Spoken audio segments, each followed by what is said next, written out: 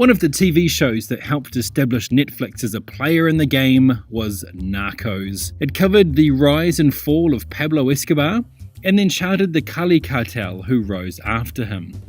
The new addition to the family is called Narcos Mexico.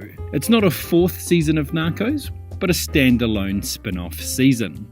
So what's it about? This series charts the genesis and the rise of the Sinaloa cartel. The main difference being that whereas the Medellin and Cali cartel's business was cocaine, the Sinaloan cartel started with marijuana. While still having one of the greatest theme songs in the history of TV, Narcos Mexico just didn't catch my attention as much as the original series. I can't quite put my finger on it, but I think what it was that in the other series there were strong standout characters such as Murphy, Javier, Jorge, and of course Pablo Escobar. The fact that I can recall their names now says a lot. I couldn't even tell you the names of the main characters of Narcos Mexico on the spot right now. There were some big name actors in it, and it was great to see Michael Peña and Diego Luna in lead roles, but something felt like it was missing. Peña's character, even though he was based on a real person, kind of felt like he should have had more to do.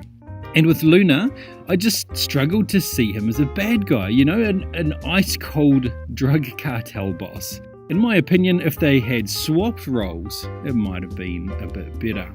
The other thing with it is something that bugs me somewhat about series on streaming sites. Some episodes are over an hour long. Now don't get me wrong, hour-plus long episodes are fine and great when they're packed with information and action.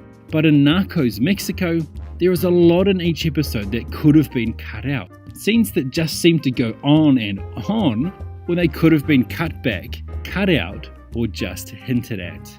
We actually almost stopped watching it about halfway through the season, but then a bunch of characters from the main Narcos series turn up. It was almost a relief to see them, but they were just there briefly across a couple of episodes. We persevered and watched the whole season, but we were really just watching it to see how things ended up and not with any real interest in it. By the time the final episode arrived, we'd basically decided that we wouldn't watch another season if they made one, but then the last 5 minutes contained the introduction of a group of new characters, and we were like, ooh, this could be quite good. So yes, mixed feelings about this one. We just couldn't get into it like we did with the original series. But there is a good setup for a second season, which looks like it might take things in a good direction. It's not terrible, I just found its older brother, the main Narcos series, to be much more engaging.